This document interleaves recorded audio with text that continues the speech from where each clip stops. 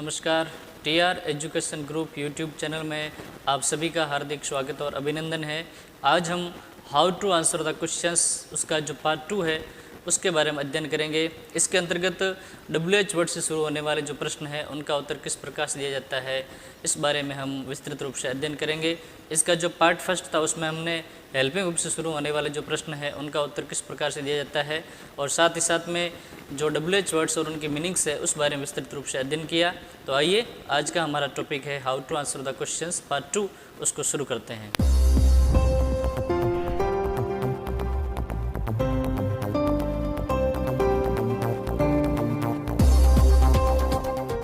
सबसे पहले हम पढ़ेंगे व्हाट का अर्थ होता है क्या, और इसका प्रयोग है वो निम्न स्थितियों में किया जाता है। नंबर 1, जॉब, पैसा की जानकारी हेतु, किसी भी जॉब की जानकारी हेतु व्हाट का प्रयोग है वो किया जाता है। For example, what is your father, आपके पिताजी क्या है, मतलब आपके पिताजी है वो क्या जॉब करते हैं, उस जॉब की जानकारी हेतु है व्हाट का प्रयोग किया जाता है।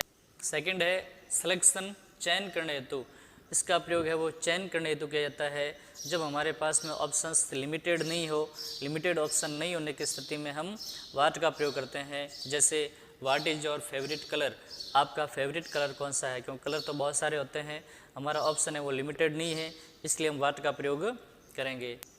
अगला पॉइंट है एक्शन, कार्य, नेम, नाम की जानकारी हेतु भी इसका प्रयोग है वो किया जा सकता है। इसका प्रयोग किसी भी कार्य या किसी भी नाम की जानकारी हेतु भी किया जा सकता है। For example, what are you doing, आप क्या कर रहे हो, इसमें कार्य की जानकारी है वो मांगी जा रही है। इसके बाद में है what is your native town, आपका पैतृक कस्बा कौन सा है, इसमें नाम की जानकारी प्राप्त की जा रही है, तो इसका प्रयोग है वो कार्य या फिर नाम की जानकारी हेतु भी किया जाता है।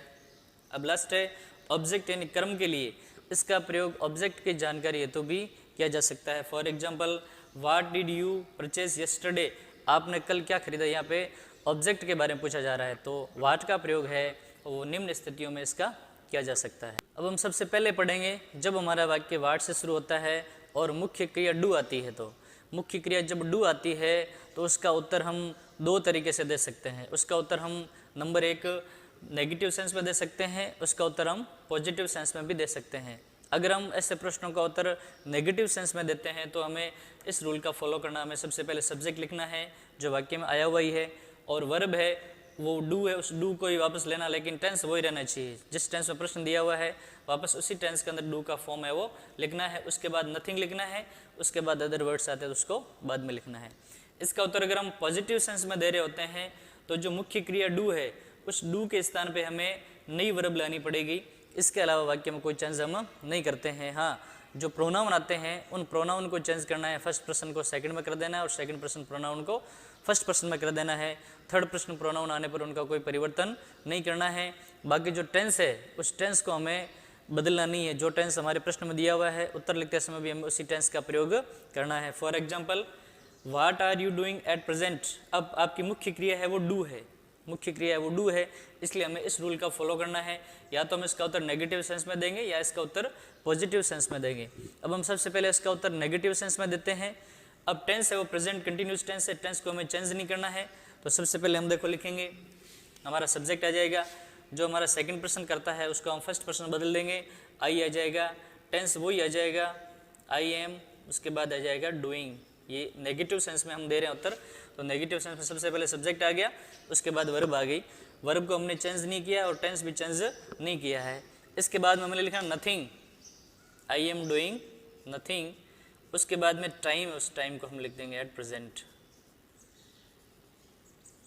इस प्रकार से ये नेगेटिव सेंस में हम उत्तर दे सकते हैं। अगर इसका उत्तर हम पॉजिटिव सेंस में दे रहे हैं, अब प्रश्न आपसे पूछ रहा है कि अभी आप क्या कर रहे हो, इस समय आप है वो क्या कर रहे हो, तो कोई भी आप एग्जाम्पल ले सकते हैं। मान लीजिए आप अभी वाटर द प्लांट्स, मान लीजिए आप पौधों को पानी दे रहे हैं, इसी टेंस का आपको प्रयोग करना है।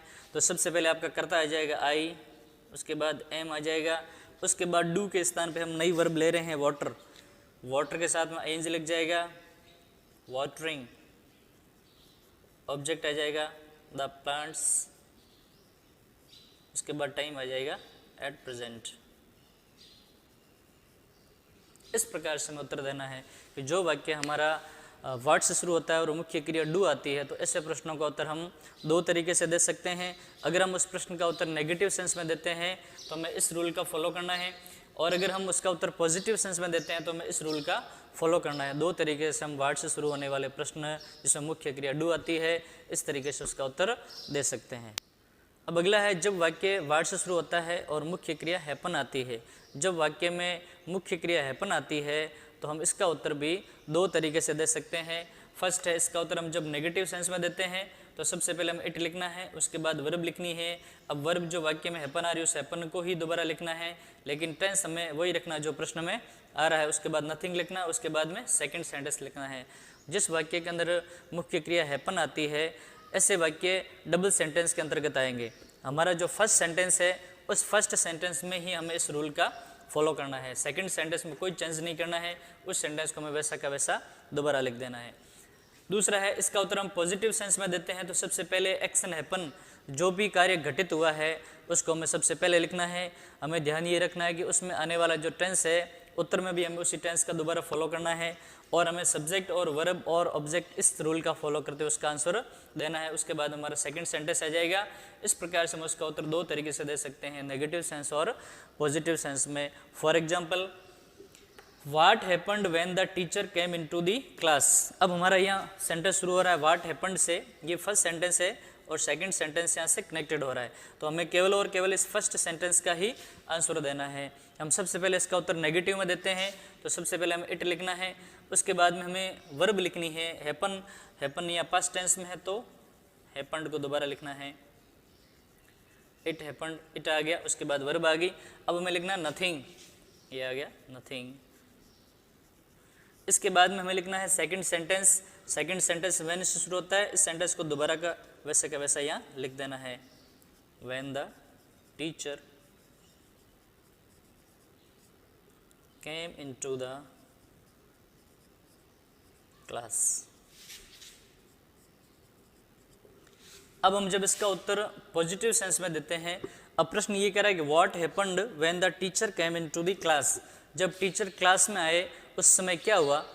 फॉर एग्जाम्पल, जब टीचर क्लास में आए तो स्टूडेंट्स है वो खड़े हो जाते हैं। Students stood up. अब स्टैंड अप फर्स्ट फॉर्म है, स्टैंड अप यानी खड़े होना, इसका हमने सेकंड फॉर्म लिया है क्योंकि यहाँ जो वर्ब है ये सेकंड फॉर्म में, इसलिए हम जो नई वर्ब लाएंगे उसको भी सेकंड फॉर्म में लिखना है। अब ये एक्शन घटित हुआ है इसलिए इसको हम सबसे पहले लिख देंगे। द स्टूडेंट्स स्टूड अप, ठीक है। इसके बाद में जब हम पॉजिटिव सेंस में उत्तर देते हैं सबसे पहले हमारा एक्शन हैपन है, इसको हमने सबसे पहले लिख दिया, तो स्टूडेंट्स स्टूड अप। उसके बाद में सेकंड सेंटेंस को लिख देना है व्हेन द टीचर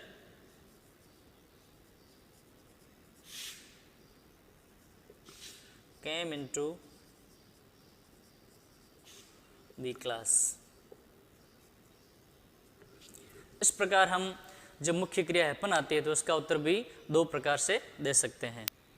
अगला है, जब हमारा वाक्य वर्ड से शुरू होता है और प्रश्न में हमें कार्य, पैसा, नाम या फिर किसी ऑब्जेक्ट की जानकारी मांगी जा रही हो, ऐसी स्थिति के अंदर हम जब आंसर लिखेंगे तो आंसर को हमें वर्ब के बाद में ही प्राय लिखना। इस बात का विशेष तौर से ध्यान देना है कि जब वाक्य के अंदर किसी कार्य की जानकारी मांगी जा रही है या फिर किसी जॉब की जानकारी मांगी जा रही है या फिर प्रश्न के अंदर किसी ऑब्जेक्ट के बारे में पूछा जा रहा है, तो हमें जो आंसर है उसको प्राय वर्ब के बाद में लिखना है। सबसे पहले सब्जेक्ट लिखना है, उसके बाद वर्ब लिखनी है, उसके बाद में हमें जो आंसर है उस आंसर को लिखना है। सब्जेक्ट के बाद वर्ब और वर्ब के बाद में हमारा आंसर आएगा। For example, what did you purchase a few days ago. आपने कुछ दिन पहले क्या परचेज किया। मान लीजिए हमारा आंसर है ए न्यू कार, हमने कुछ दिन पहले एक नई कार है वो खरीदी है। अब इसका आंसर हमें लिखना है वो वर्ब के बाद में लिखना है। अब हमें ध्यान ये देना है कि प्रश्न में टेंस कौन सा है और इसमें आने वाले प्रोनाउन कौन से हैं।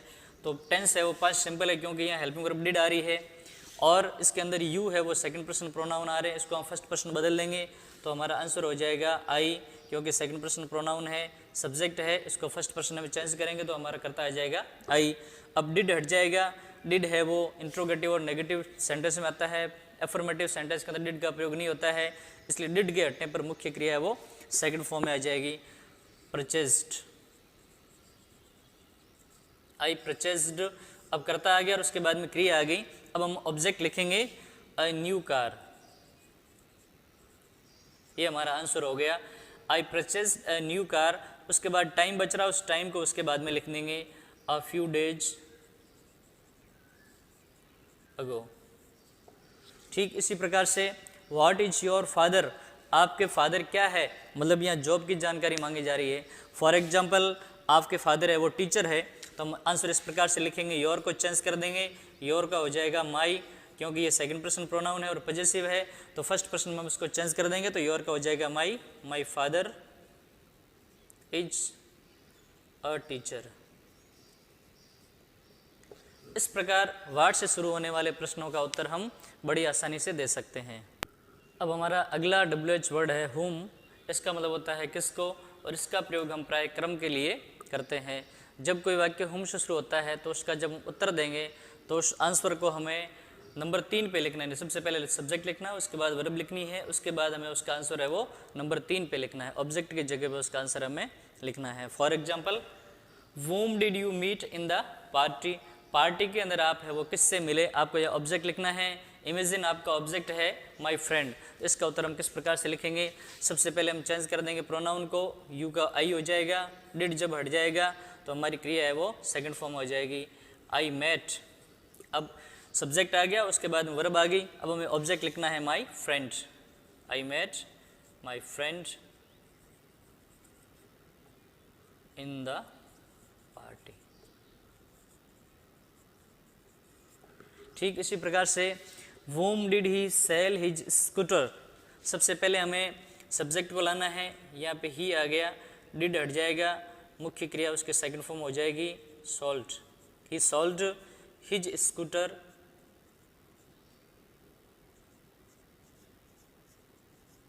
यहाँ पे हिज स्कूटर है, ये नॉन लिविंग है, इसलिए इसके बाद में हम टू लगाएंगे और टू के बाद में मोहन आ जाएगा। ठीक इसी प्रकार से whom did Rajendra give his trophy, अगर सबसे पहले हम सब्जेक्ट लिखेंगे राजेंद्र,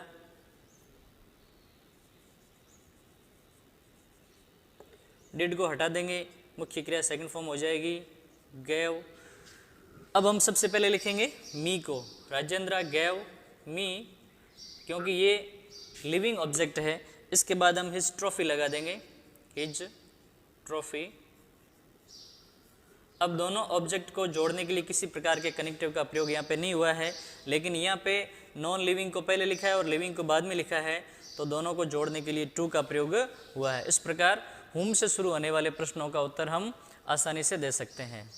अब हमारा अगला WH वर्ड है विच, इसका मतलब होता है कौन सा, और इसका प्रयोग हम चयन करने हेतु करते हैं। इसका प्रयोग है वो चयन करने में होता है जब हमारे पास में ऑप्शंस लिमिटेड हो, लिमिटेड ऑप्शन होने की स्थिति में हम विच का प्रयोग करते हैं। For example which is your favourite player in Indian cricket team, Indian cricket team में आपका सबसे फेवरेट प्लेयर कौन सा है, ये हमारे पास ऑप्शंस लिमिटेड है, क्योंकि इंडियन क्रिकेट टीम के अंदर जो प्लेयर है उनकी संख्या वो फिक्स है, 11 है। उनमें से आपका पसंदीदा खिलाड़ी कौन सा है, इसके बारे में आपको सिलेक्शन करना है। ऐसी स्थिति में हम जब आंसर दे रहे होते हैं तो हमें आंसर है वो वर्ब के बाद में लिखना है। अब सबसे पहले हमारा कर्ता आ जाएगा, योर को चेंज कर देंगे, माई आ जाएगा, फेवरेट प्लेयर, ये हमारा सब्जेक्ट हो गया। सब्जेक्ट के बाद में इज लगा देंगे, क्योंकि वाक्य के अंदर भी टेंस ऑफ प्रेजेंट आ रहा है, इज है, इसलिए हम वापस इज का प्रयोग करेंगे। My favourite player is Virat Kohli, my favourite player is Virat Kohli in Indian cricket team. इस प्रकार हम विच से शुरू होने वाले प्रश्नों का उत्तर भी बड़ी आसानी से दे सकते हैं। अब हमारा अगला WH वर्ड है वाई, इसका मतलब होता है क्यों, और इसका प्रयोग हम कारण के लिए प्राय करते हैं। एग्ज़ाम की दृष्टि से सबसे इम्पोर्टेंट जो WH वर्ड होते हैं वो वाई और वाट ही होते हैं, क्योंकि अधिकतर जो प्रश्न होते हैं वो या तो वाई से शुरू होते हैं या फिर वाट से प्रश्न शुरू होते हैं, इसलिए वाई का अध्ययन हमें बड़ी गहनता से करना है। वाई से शुरू होने वाले प्रश्नों का उत्तर हम निम्न तरीकों से दे सकते हैं।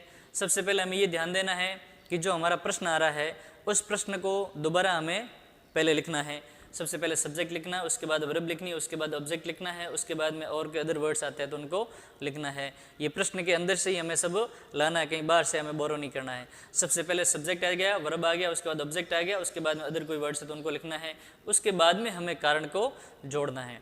सबसे पहला तरीका है टू प्लस वर्ब की फर्स्ट फॉर्म प्लस ऑब्जेक्ट से। सबसे पहले हम सेंटेंस लिख देंगे, सब्जेक्ट वर्ब ऑब्जेक्ट और अदर कोई वर्ड्स आते हैं तो उसके बाद हम टू लगा देंगे, उसके बाद में वर्ब की फर्स्ट फॉर्म्स के साथ में ऑब्जेक्ट लगा करके हम उसका उत्तर है वो दे सकते हैं। ये पहला तरीका है। उसके बाद में सबसे पहले हम सेंटेंस को लिख करके, उसके बाद में बिकॉज लिख करके, उसके बाद कारण लिख करके भी हम उसका उत्तर है वो दे सकते हैं, यानी बिकॉज प्लस कारण से भी उसका उत्तर है वो दिया जा सकता है। उसके बाद में है फॉर प्लस जेरंड।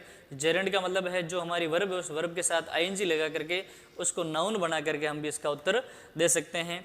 इसके बाद में सबसे पहले हम कारण लिख करके, उसके बाद सो लगा करके, उसके बाद प्रश्न जो आ रहा है उस प्रश्न को दोबारा लिख करके हम इसका उत्तर दे सकते हैं। तो निम्न तरीकों से हम वर्ड से शुरू होने वाले प्रश्नों का उत्तर है वो दे सकते हैं। अब हम निम्न उदाहरणों की सहायता से वाई से शुरू होने वाले प्रश्नों का उत्तर किस प्रकार से दिया जाता है उसको हम सीखेंगे। सबसे पहला उदाहरण है why is child weeping, why child weeping. अब इसका उत्तर हम या तो टू प्लस फर्स्ट फॉर्म से दे सकते हैं, या बिकॉज से दे सकते हैं, या फिर सो कारण पहले लिख करके उसके बाद सो लिख करके उसका उत्तर दे सकते हैं, या फॉर प्लस जेरेंट से इसका उत्तर है वो दे सकते हैं। अब हम एक एक ऑप्शन जो है उस एक एक ऑप्शन को हमें इस पर अप्लाई करना है। अब हमारा जो कारण है वो है हंग्री, बच्चा क्यों रो रहा है, क्योंकि वो भूखा है। अब यहाँ जो हंग्री है ये नाउन है।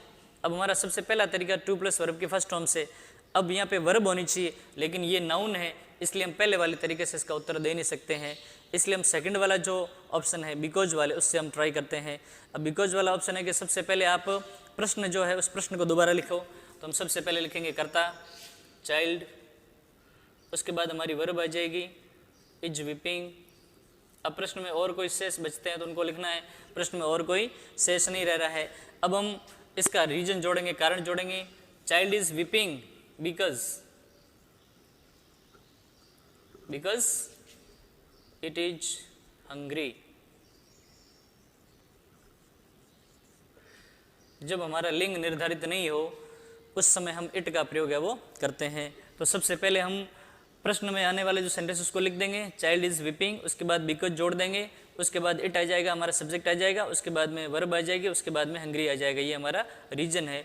तो बिकॉज से हम इस प्रकार से इसका आंसर है वो दे सकते हैं। अब अगर इस प्रश्न का उत्तर हम सो से देना चाहें तो उससे भी हम दे सकते हैं। सबसे पहले हम सब्जेक्ट लिखना पड़ेगा, चाइल्ड इज हंग्री, कारण पहले लिखना पड़ेगा, child is hungry, so it is weeping. इस प्रकार हम बिकॉज और सो से है वो आंसर दे सकते हैं। अब हमारा नेक्स्ट क्वेश्चन है why did you go to Jodhpur yesterday, आप कल जोधपुर क्यों गए। अब आपका आंसर है बाई बुक्स, यानी आप किताबें खरीदने के लिए कल जोधपुर गए थे। अब यहाँ वर्ब आ रही है और ऑब्जेक्ट भी आ रहा है, इसलिए वर्ब जब दी हुई हो ऐसी स्थिति में हम उस प्रश्न का उत्तर है वो टू प्लस फर्स्ट फॉर्म से दे सकते हैं। अब हम सबसे पहले इस प्रश्न को लिखेंगे, हमारा सब्जेक्ट आई हो जाएगा, क्योंकि यू सेकंड प्रश्न है इसको बदल देंगे तो आई हो जाएगा, डिड हट जाएगा, सेकंड फॉर्म हो जाएगी आई वेंट टू जोधपुर, इसके बाद प्लेस आ जाएगा हमारा। इसके बाद में इस क्वेश्चन में और कोई वर्ड्स बचते हैं, यस्टरडे टाइम है, I went to Jodhpur yesterday. अब हमें इसका आंसर देना है तो टू प्लस फर्स्ट फॉर्म से इसका आंसर दे सकते हैं, टू बाय बुक्स।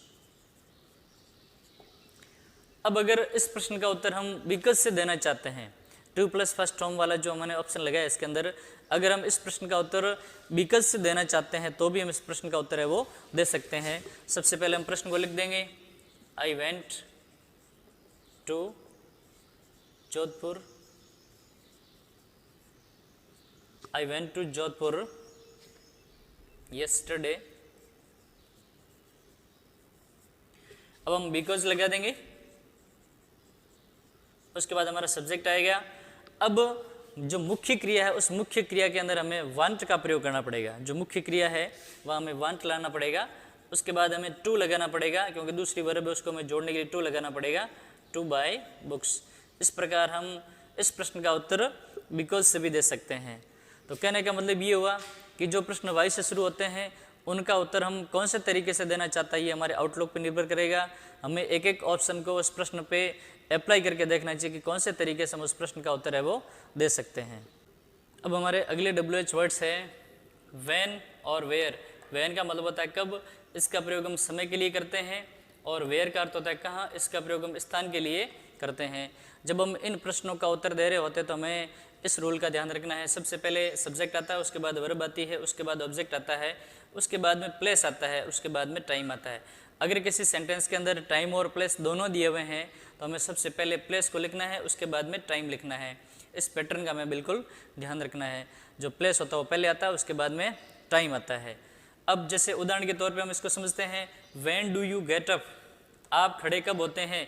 आपसे टाइम के बारे में पूछा जा रहा है। मान लीजिए आप 7 बजे खड़े होते हैं।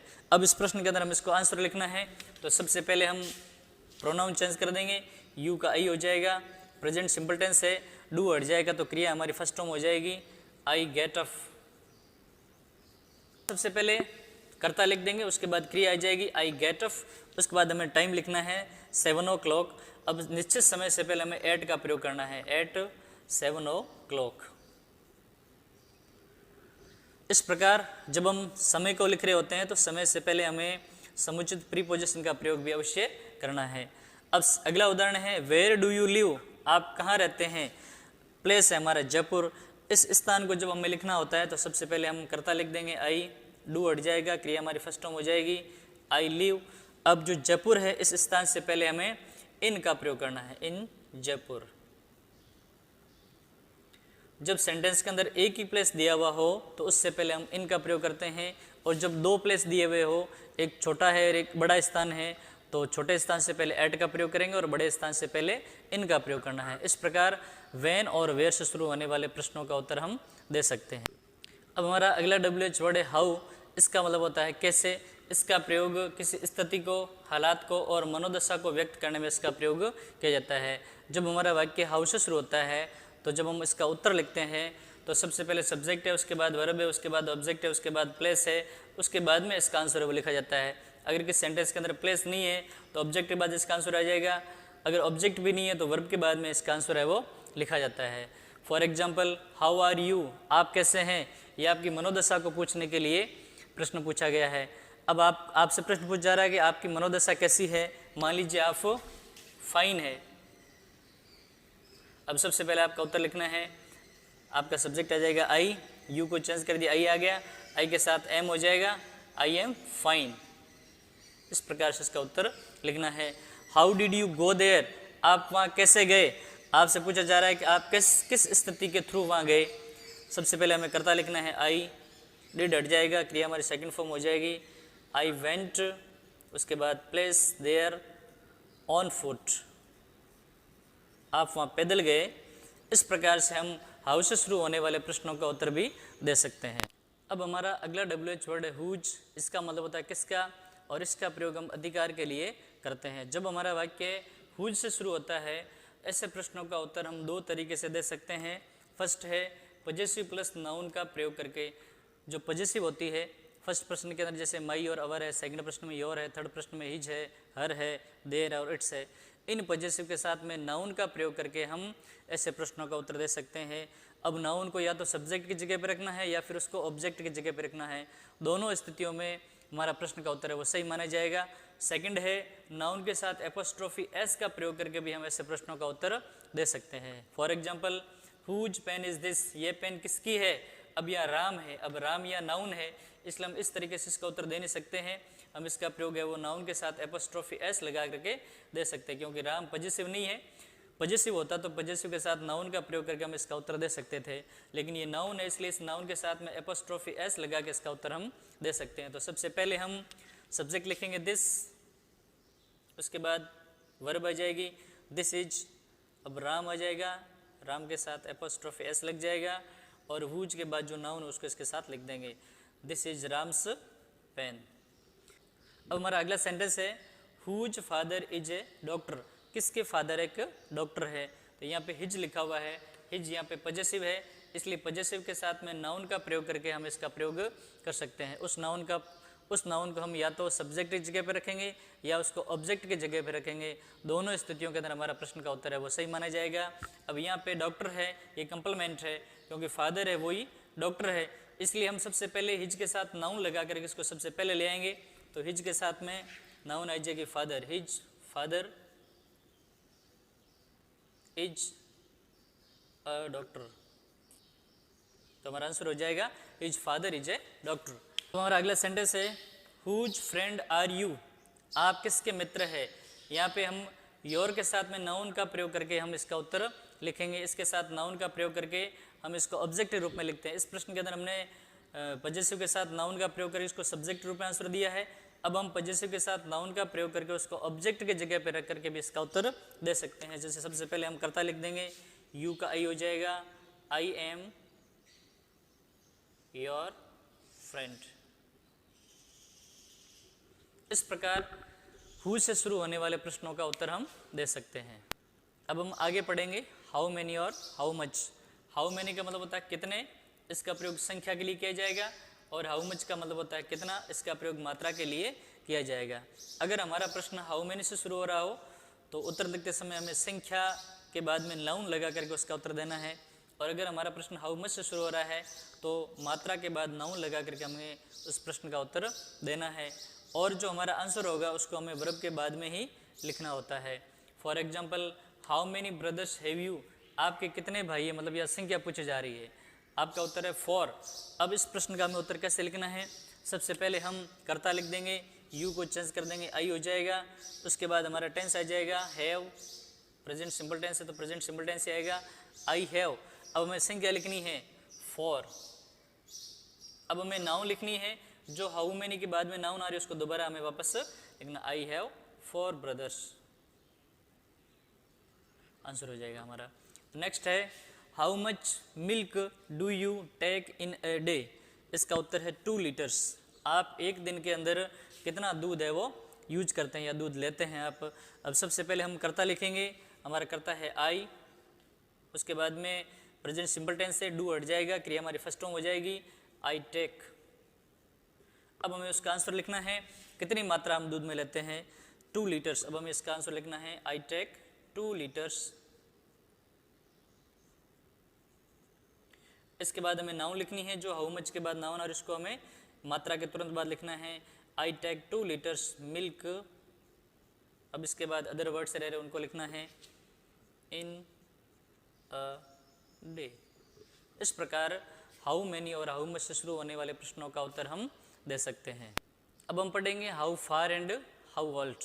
हाउ फार का मतलब होता है कितना या कितनी, इसका प्रयोग दूरी के लिए किया जाता है, और हाउ ओल्ड का मतलब होता है कितनी या कितने, इसका प्रयोग आयु के लिए किया जाता है। For example how far is your village, आपका जो गांव है वो कितना दूर है, ये दूरी के लिए प्रश्न पूछा गया है। मान लीजिए इसका उत्तर है 20 किलोमीटर्स, मेरा जो गांव है वो 20 किलोमीटर दूर है। अब इसका उत्तर हम कैसे लिखेंगे, सबसे पहले हमारा कर्ता आ जाएगा, योर को हमने चेंज किया, पॉजिटिव है, फर्स्ट प्रश्न बदल देंगे माई विलेज। उसके बाद वर्ब आ जाएगी माई विलेज इज 20 किलोमीटर्स। अब दूरी को बताने वाले शब्द है उनका आप यूज कर सकते हैं, अवे हैं, इसके बाद फार, कुछ भी वर्ड आप यहाँ लिख सकते हैं। अब प्रश्न में आया उस फार को भी आप दोबारा लिख सकते हैं, माई विलेज इज 20 किलोमीटर्स फार, या फिर my village is 20 kilometres away. इसके बाद में हाउ ओल्ड आर यू, आपकी उम्र कितनी है, आप कितने साल के हो, या आयु पूछी जा रही है। इसका उत्तर जैसे 34 ईयर्स है। अब प्रश्न उत्तर कैसे लिखेंगे, सबसे पहले यू को चेंज करके आई ले आएंगे, हमारा करता है आई, आई के साथ एम लग जाएगा, आई एम 34 ईयर्स।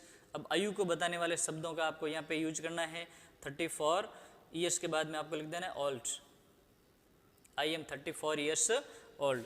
इस प्रकार हाउ फार और हाउ ओल्ड से शुरू होने वाले प्रश्नों का उत्तर हम दे सकते हैं।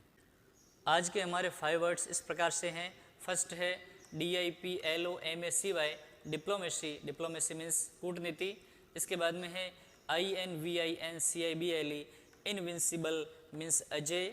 इसके बाद है ONSET, ऑनसेट मीन्स शुरुआत। इसके बाद है COMMEN DABLE, commendable, commendable means प्रशंसनीय।